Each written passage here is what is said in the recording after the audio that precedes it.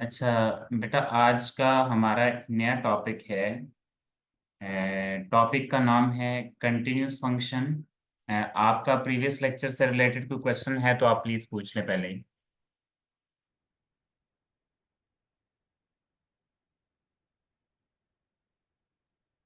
Continuous function second year KPK book. ये topic है आपके पास, कंटिन्यूस फंक्शन। बल्कि ऐसे कर लेते हैं, कंटिन्यूस एंड डिसकंटिन्यूस फंक्शन।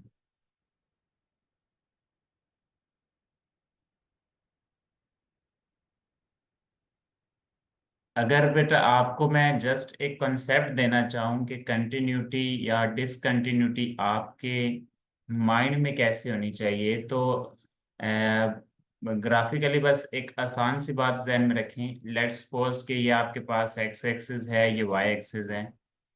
ठीक है, तो मैं आपके सामने दो ग्राफ रखता हूँ, आपको समझ आ जाएगा कंटिन्यूटी या डिसकंटिन्यूटी का क्या मतलब है। एक आपके सामने मैं लाइक ये ग्राफ रख रहा हूँ, एंड ये आपके पास एक ग्राफ है। सेकंड, आप ये ध्यान में रखें, लेट्स सपोज ये एक्स एक्सिस, ये वाई एक्सिस, और इसके ऊपर मैं इस तरह का ग्राफ प्लॉट कर रहा हूँ, ये वाला।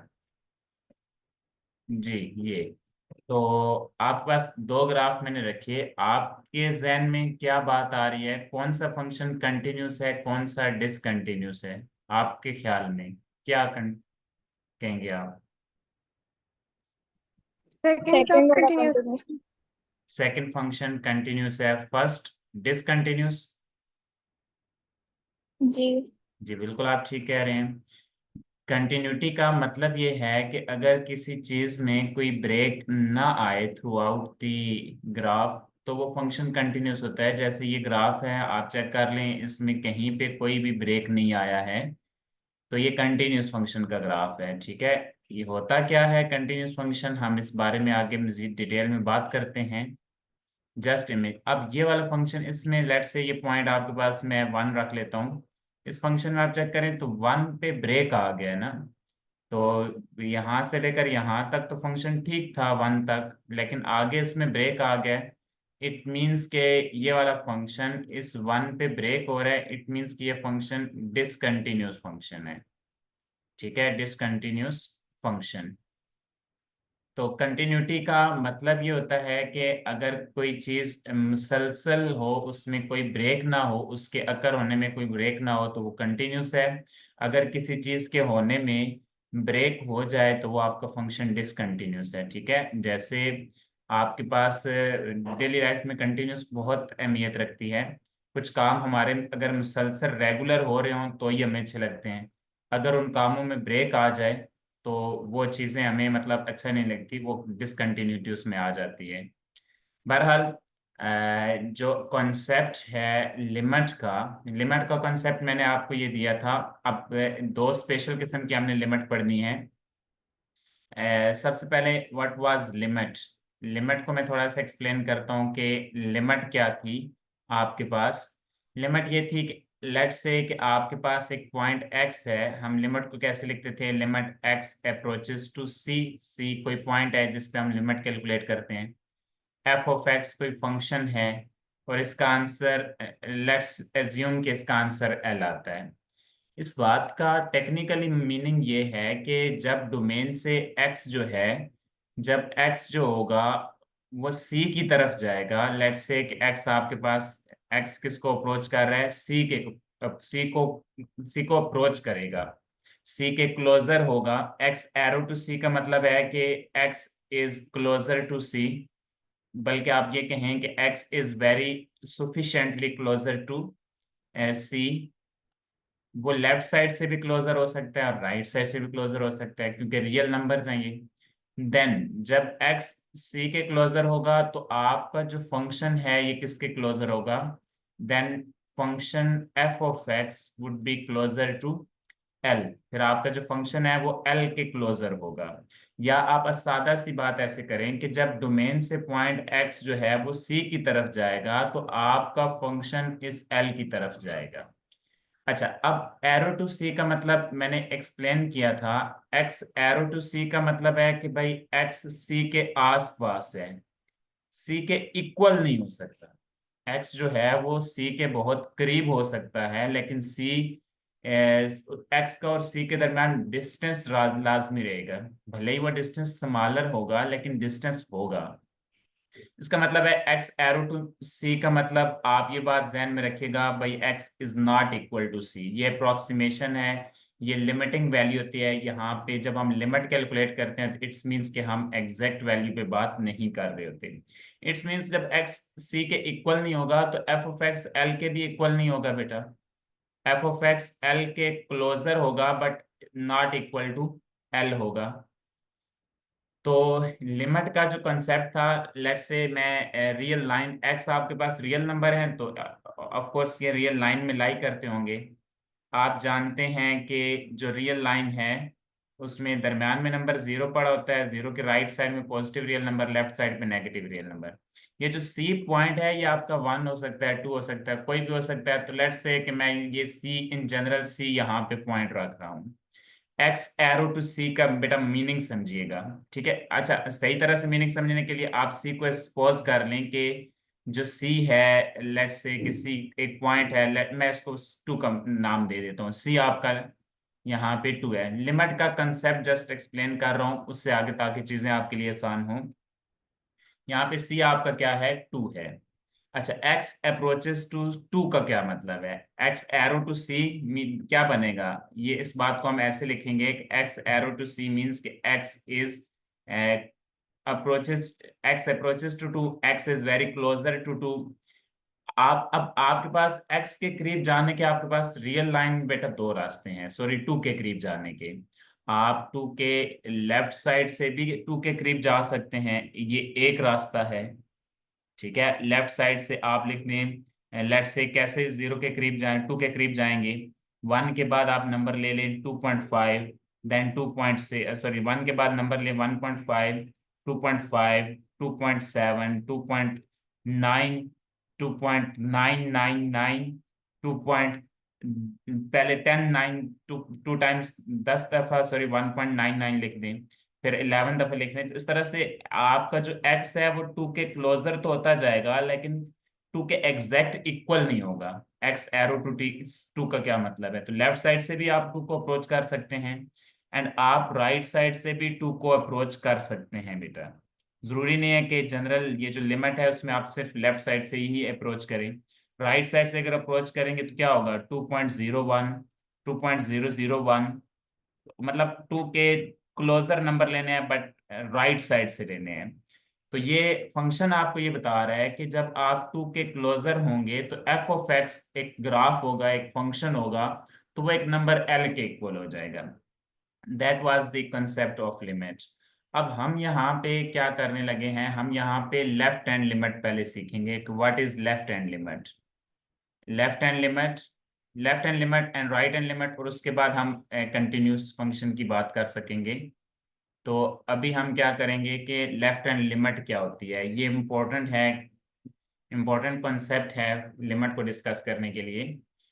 कि लेफ्ट हैंड लिमिट में जैसे आपने बात की कि आप टू को अप्रोच तो कर रहे हैं, लेकिन अगर लेफ्ट साइड से या राइट साइड से कर सकते थे जनरल लिमिट में, लेफ्ट हैंड लिमिट वर्ड से जाहिर है कि अब हमने टू को सिर्फ लेफ्ट साइड से ही अप्रोच करना है। राइट, मैं जनरल इसकी डेफिनेशन लिखता हूँ, आपको बात समझ आ जाएगी कि लेफ्ट हैंड लिमिट का मतलब ये होता है कि limit x approaches to c, let's say वो पॉइंट आपके पास सी ही है, एफ ऑफ एक्स, ये आपके पास लिमिट है। अच्छा, लेफ्ट के लिए ना सी के ऊपर मैं एक नेगेटिव सिंबल लगा दूंगा।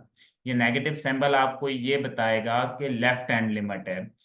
अच्छा, अब आपने एक्स को सी की तरफ अप्रोच करना है, आप सी के क्लोजर ही होगा एक्स, लेट से यहाँ पे सी है, एक्स सी के क्लोजर होगा, बट वी आर रिस्ट्रिक्टेड कि अब हमने सी को सिर्फ लेफ्ट साइड से ही अप्रोच करना है। ठीक है, अच्छा, रियल लाइन की ये खूबी है कि जो नंबर सी के राइट साइड में होंगे वो सी से बड़े होंगे, और जो नंबर सी के लेफ्ट हैंड साइड में होंगे वो सी से छोटे होंगे। X arrow to c from left side, x arrow to c from left side का मतलब होगा कि एक्स जो है वो सी के क्लोजर है, एक्स सी को अप्रोच कर रहा है, सी के वेरी वेरी क्लोजर है, x is closer to C but from left side. ठीक है, सिर्फ लेफ्ट साइड से ही सी के क्लोजर है, राइट साइड से नहीं। हमने रिस्ट्रिक्शन लगा दी है, x is closer to C but from left side. अब इम्पोर्टेंट बात यह है कि जब एक्स सी को लेफ्ट साइड से ही अप्रोच कर रहा है तो इट्स मीन्स कि एक्स क्या होगा, सी से छोटा होगा, क्योंकि जो नंबर सी की लेफ्ट हैंड साइड में होंगे वो ऑफ कोर्स सी से छोटे होंगे। भले ही एक्स सी के काफी करीब है, बहुत करीब है, लेकिन सी से तो छोटा है ना। अब आपके जहन में ये बात हमेशा के लिए आ जानी चाहिए कि जब भी एक्स सी को लेफ्ट साइड से अप्रोच करेगा तो एक्स क्या होगा, सी से स्मॉलर होगा, सी से छोटा होगा। ये आपके पास लेफ्ट हैंड लिमिट है। अच्छा, राइट हैंड लिमिट इसका अपोजिट केस है बेटा। राइट हैंड लिमिट में हम क्या करते हैं, दूसरा केस डिस्कस करते हैं कि अब आपने सी को अप्रोच करना होगा, right hand limit. Right hand limit को जरा समझ लें प्लीज। राइट हैंड लिमिट में आप क्या करते हैं, लिमिट एक्स अप्रोचेस टू सी। अच्छा, ऊपर पॉजिटिव साइन का पॉजिटिव सिंबल लगा देंगे। इस पॉजिटिव का मतलब जस्ट ये बताना है कि आप सी को राइट साइड से ही अप्रोच कर रहे हैं। Limit x approaches to c, positive sign f of x, ये आपके पास राइट हैंड लिमिट के लिए नोटेशन है। अच्छा, अब x arrow to c from right side, x arrow to c positive का क्या मतलब है, अगेन मीनिंग सेम है कि x is sufficiently closer to C but from right side. आपका जो एक्स है वो सी के राइट साइड पे है, लेकिन सी के क्लोजर है, सी के राइट साइड पे है बट फ्रॉम राइट साइड। अब इस बात को समझें कि एक्स सी के राइट साइड पे है। अब जरा देखें, जो भी नंबर सी के राइट साइड पे हुआ, चाहे वो मामूली सा भी सी के राइट साइड पे हुआ, तो आपका वो नंबर सी से तो बेटा बड़ा होगा ना, क्योंकि नो जो भी नंबर सी के राइट साइड में होता है वो सी से बड़ा होता है। तो आपके जहन में ये बात आनी चाहिए कि जब भी आप सी को राइट साइड से अप्रोच करेंगे तो ये बात होगी कि X should be greater than C. ठीक है, तो जो एक्स जब एक्स ग्रेटर देन सी होगा तो वो राइट हैंड लिमिट होगी, व्हेन एक्स लेस देन सी होगा तो वो क्या होगी, वो लेफ्ट हैंड लिमिट होगी।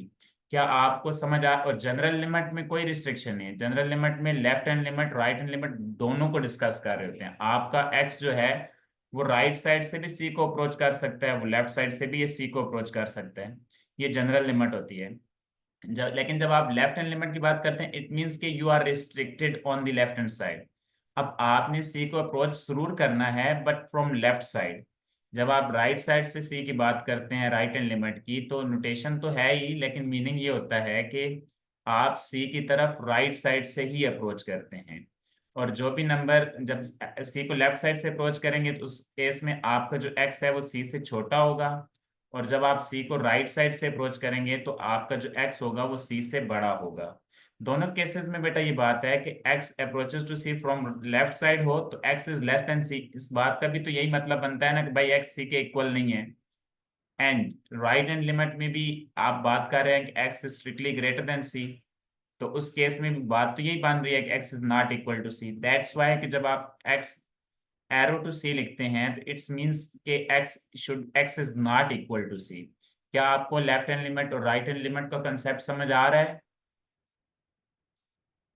कि लेफ्ट हैंड लिमिट क्या होती है, राइट हैंड लिमिट क्या जी होती है? सर। कोई प्रॉब्लम है इसमें? No sir. अच्छा, अब आपके पास ना एक थ्योरम है कि अ,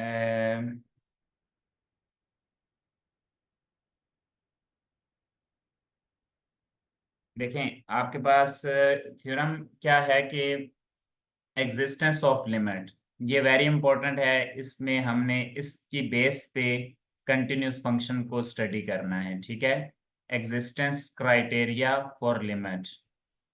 एग्जिस्टेंस क्राइटेरिया मींस के आपके पास कब लिमिट एग्जिस्ट करती है एंड कब लिमिट एग्जिस्ट नहीं करती। ठीक है, ये बात इंपॉर्टेंट है। हम कब कहते हैं कि आपका जो जनरल आपकी लिमिट है वो एग्जिस्ट कर रही है, और कब कहेंगे कि जनरल लिमिट एग्जिस्ट नहीं कर रही?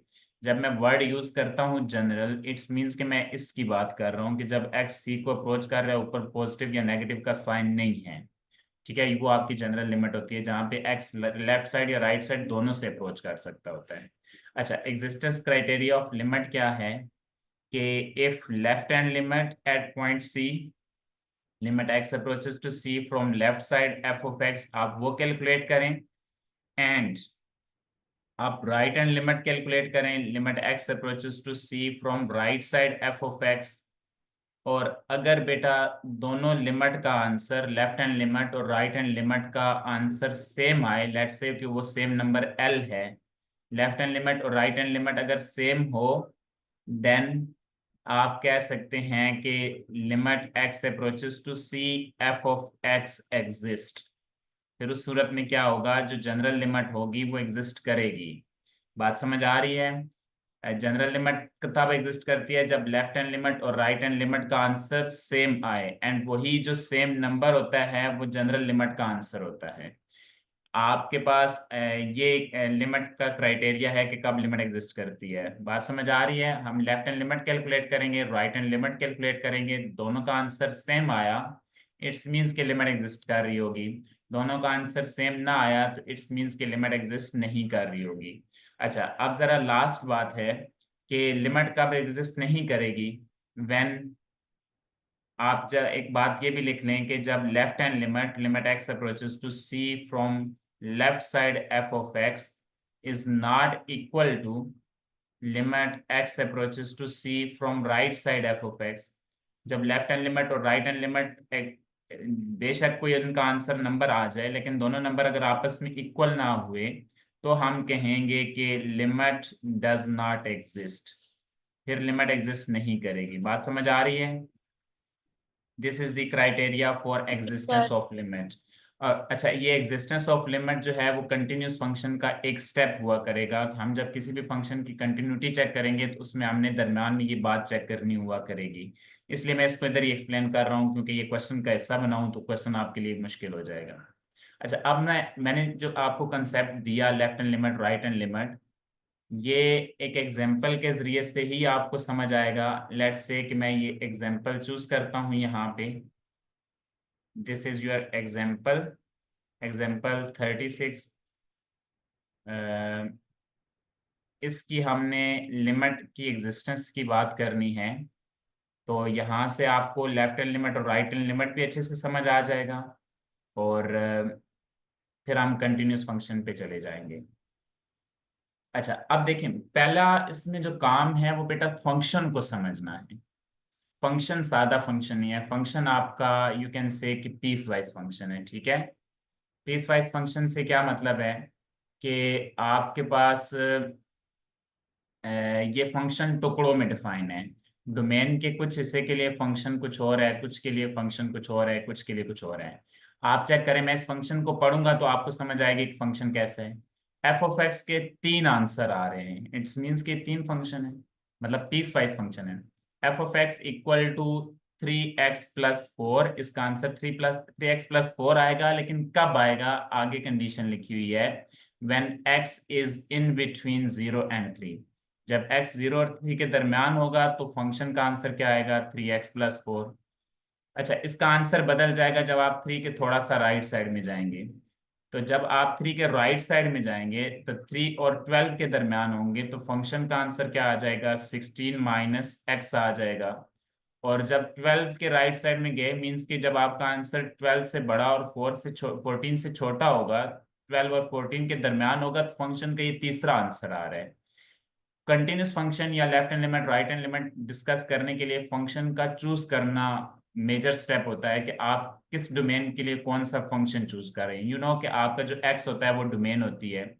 अब ये function through out the question एक ही फंक्शन नहीं है, क्वेश्चन पीस वाइज है, उसके टुकड़े हुए पड़े हैं। डोमेन के कुछ हिस्से के लिए फंक्शन और, कुछ के लिए फंक्शन और, एंड कुछ के लिए फंक्शन और आ रहा है। तो इसका मतलब है कि फंक्शन चूज करना इंपॉर्टेंट है। मैं इसमें मजीद की फंक्शन को एक्सप्लेन करूंगा। तो कैसे, लेट्स से कि आपके पास 3 नंबर हैं, 0 से 3 इंपॉर्टेंट है, लेट्स से मैं यहाँ पे 0 ले रहा हूँ, 0 से लेकर 3 तक ये पोर्शन है। देन 3 to 12 है, 3 to 12 आप सपोज कर लें कि 12 यहाँ पे है, देन 12 to 14 है। ये आपके पास फंक्शन है, इस डोमेन में ये फंक्शन डिफाइन है। अब आप चेक करें कि इसमें क्या होगा कि मैं 0 और 3 की बात करूं ना, तो 0 और 3 आपके पास जो फंक्शन का आंसर आ रहा है जब डोमेन 0 और 3 के दरमियान होगी। लेट से आप अगर नंबर पुट करना चाहते हैं इस फंक्शन में, 0 पुट करें, 1 2 पुट करें, 2 पुट करें, तो आपका जो फंक्शन है वो ये फर्स्ट फंक्शन होगा। क्योंकि फंक्शन कैसे डिफाइन है, जब x 0 और 3 के दरमियान होगा, मीन्स के x जब लेस देन 3 होगा 3 के लेफ्ट साइड में, जब x ग्रेटर देन 0 होगा 0 की राइट साइड में, इस बात को लिखने का मतलब होता है तब आपका जो फंक्शन है वो आंसर क्या प्रोड्यूस कर रहा है, आपका फंक्शन बता रहा है कि आंसर आ रहा है 3x+4। ये इस डोमेन के लिए फंक्शन ये है। दूसरी आपके पास डोमेन है 3 से 12 तक। 3 से 12 तक आप चेक कर सकते हैं यहाँ पे बेटा। 3 से 12 का मतलब है कि x जो है वो 12 से छोटा होगा, क्योंकि 12 की लेफ्ट हैंड साइड में नंबर, और जब 3 से बड़ा होगा, greater than or equal to 3, तो फंक्शन का आंसर क्या आ रहा है जो इसके सामने लिखा हुआ है। 3 to 12 आपका जो फंक्शन है वो कौन सा है, आपका जो फंक्शन है 3 to 12 उसका आंसर आ रहा है f(x)=16 - x। और लास्ट ये है कि जब 12 और 14 के दरम्यान होगा, इट्स मीन्स कि मैं इसको कलर चेंज करके समझाने की कोशिश करता हूँ कि 12 और 14 के दरम्यान जब आपके पास फंक्शन होगा, 12 और 14 कौन सी डोमेन है, 12 to 14 का मतलब है कि आपका जो नंबर होगा x वो 14 से छोटा होगा, 14 की लेफ्ट साइड में, and greater than or equal to 12 का मतलब है 12 की राइट साइड में होगा। तब आप चेक कर सकते हैं इसके सामने लिखा हुआ है x, इट्स मीन्स कि तब फंक्शन क्या होगा, f(x) would be equal to x। क्या समझ आ रही है कि ये फंक्शन के 3 हिस्से कैसे हुए पड़े हैं, और 14 से राइट साइड जी पे सर। और 0 के लेफ्ट साइड में तो फंक्शन डिफाइन ही नहीं है ना। इट्स मीन्स कि हमने बात ही सिर्फ इस पे करनी है, इन इन 3 पोर्शन पे बात करनी है। अच्छा, अब जरा बात समझिएगा, मैं इसका फर्स्ट पार्ट सॉल्व करने लगा हूँ आपके सामने। Limit x approaches to 3 f(x) हमने चेक करना है कि एग्जिस्ट करती है या नहीं करती। क्वेश्चन बहुत कंसेप्चुअल और इम्पोर्टेंट है, और इसमें ही सारा लिमिट कंटिन्यूस फंक्शन मौजूद है। ये समझ आए तो इसका मतलब है कंटिन्यूस फंक्शन समझ आ जाएगा। Limit x approaches to 3 f(x) exist करती है या नहीं करती, हमने ये बात चेक करनी है मैथमेटिकली। अब जरा एक बात समझिएगा बेटा, आपके पास ना क्राइटेरिया क्या है लिमिट सी पे एग्जिस्ट करवाने का। लिमिट तब एग्जिस्ट करती है, आपको मैंने बताया कि जब लेफ्ट हैंड लिमिट और राइट हैंड लिमिट का आंसर सेम आए। इट्स मीन्स कि हमने अब लेफ्ट हैंड लिमिट और राइट हैंड लिमिट कैलकुलेट करवानी है। अगर आंसर सेम आया तो लिमिट 3 पे एग्जिस्ट करेगी, अगर आंसर सेम ना आया तो इट्स मीन्स कि एग्जिस्ट नहीं करेगी। तो इस मीन कि अगर आपके पास 3 पे लिमिट आपने चेक करनी है तो आप पहले क्या करेंगे, आप लेफ्ट हैंड लिमिट निकालेंगे 3 पे। ठीक है, तो मैं पहला काम ये करता हूँ कि कैलकुलेट करने लगा हूँ लेफ्ट हैंड लिमिट को। ये आपका फर्स्ट स्टेप होगा लेफ्ट हैंड लिमिट। मैं इसको शार्ट अल्फाज में लिख सकता हूँ LHL, इट्स मीन्स की लेफ्ट हैंड लिमिट। अच्छा, लेफ्ट हैंड लिमिट 3 पे आपने लिखनी है। सबसे पहले तो नोटेशन पे आपको पता होनी चाहिए कि नोटेशन क्या है। नोटेशन इज दैट कि आपके पास लिमिट x अप्रोचेस टू 3, मैंने आपसे कहा था लेफ्ट हैंड के लिए ना ऊपर एक नेगेटिव साइन लगा देते हैं, right. Limit x approaches to 3 negative f(x). अच्छा, अब इस बात का मीनिंग समझिएगा। When x approaches to 3 from left side, तो इट्स का मतलब ये होता है कि जो x होगा वो 3 के लेफ्ट साइड में होगा, इसलिए जो x होगा वो 3 से छोटा होगा। ये बात मैंने आपको एक्सप्लेन की थी ना।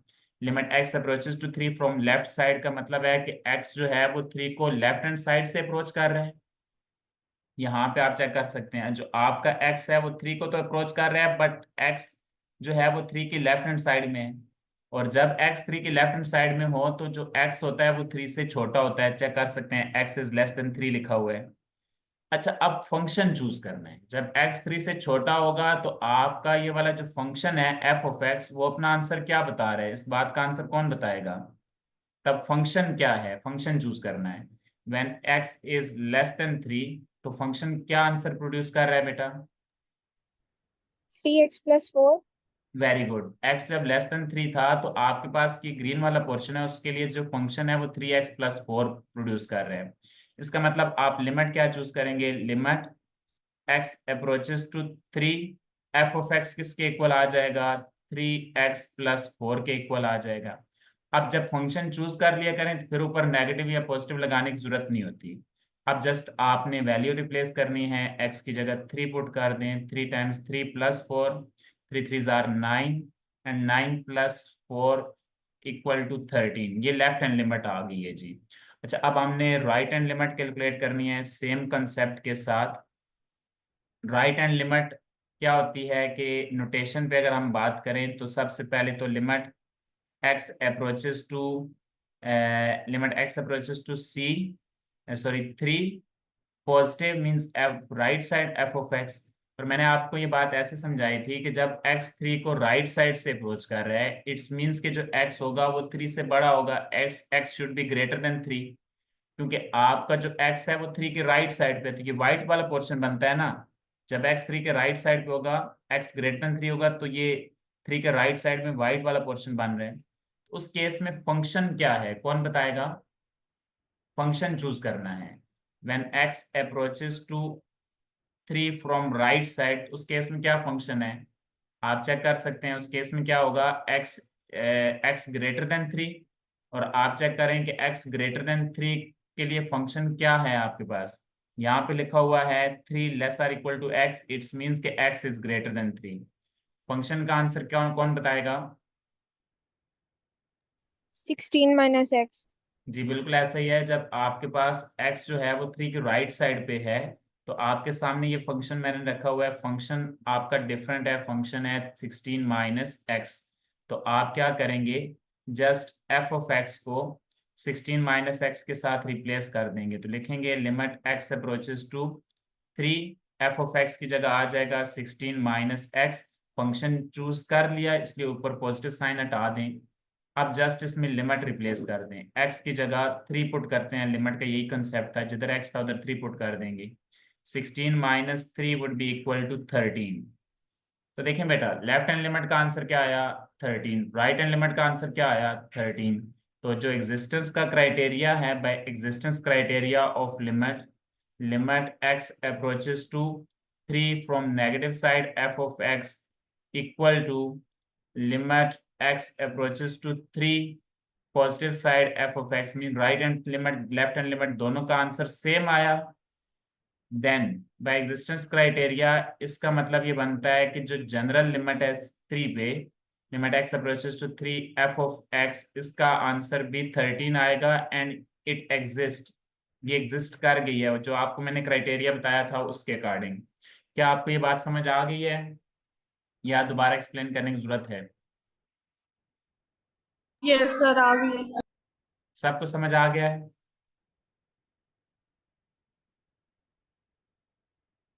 Response please. फंक्शन चूज करना ही इसमें सबसे ज्यादा इंपॉर्टेंट है। दूसरा उसने कहा है 5 पे लिमिट डिस्कस करनी है। 5 पे लिमिट इसकी ज्यादा कंसेप्चुअल है। अब आपने लिमिट की बात करनी है, left hand limit and right hand limit की 5 पे। लेकिन इम्पोर्टेंट बात इसमें यह है कि 5 पे आपका जो दूसरा केस इसमें मैं डिस्कस करना चाहता हूँ, जल्दी डिस्कस हो जाएगा। Limit x approaches to 5 f of x। तो 5 को डिस्कस करने के लिए आप 5 पे पहले लेफ्ट हैंड लिमिट डिस्कस करेंगे बेटा। लेफ्ट हैंड लिमिट का क्या मतलब है? Limit x approaches to c from, sorry c की जगह 5 है। लिमिट x अप्रोचेस टू 5, ऊपर negative sign means left hand limit f of x। देखें, आपका x अप्रोचेस टू 5 का मतलब है कि आप 5 को लेफ्ट साइड से ही अप्रोच कर रहे हैं। तो जो भी नंबर 5 के लेफ्ट साइड में होंगे वो 5 से छोटे होंगे बेटा। अच्छा, अब चेक करें कि 5 से छोटे नंबर के लिए फंक्शन क्या है, ये बात इंपॉर्टेंट है।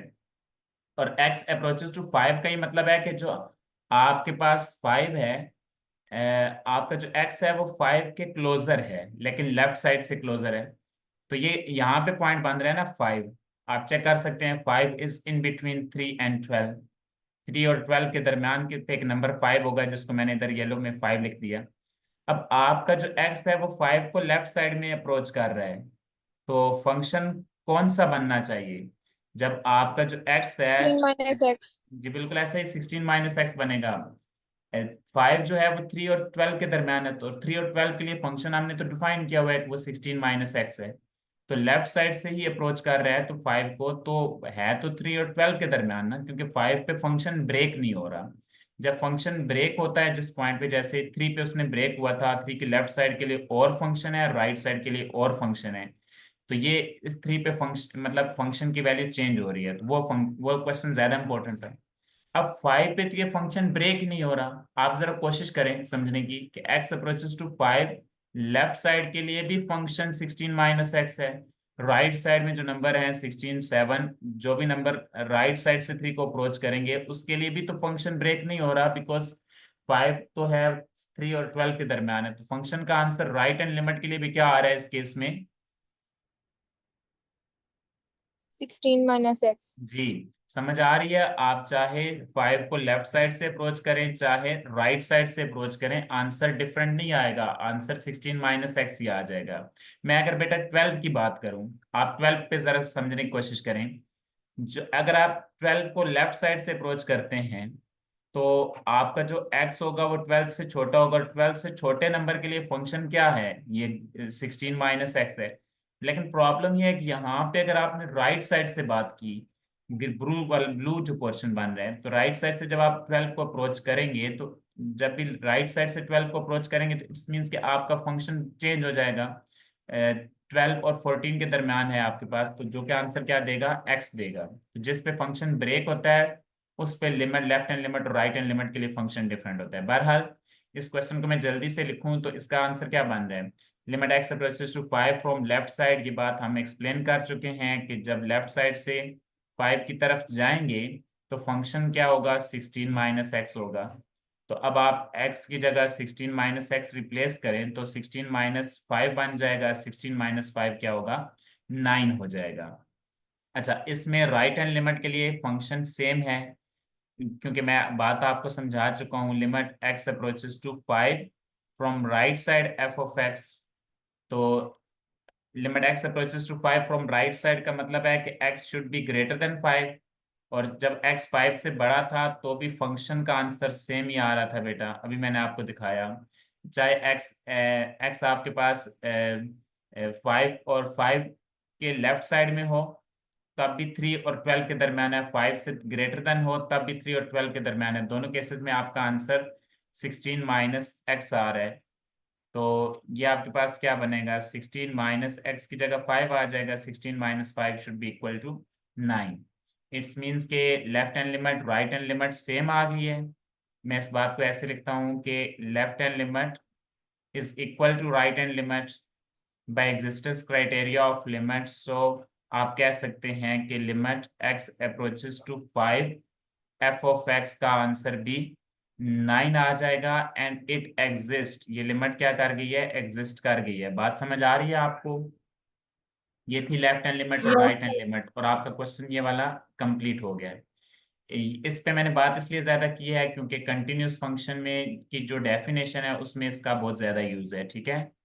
तो अगर आपका कोई क्वेश्चन है तो आप प्लीज पूछ लें।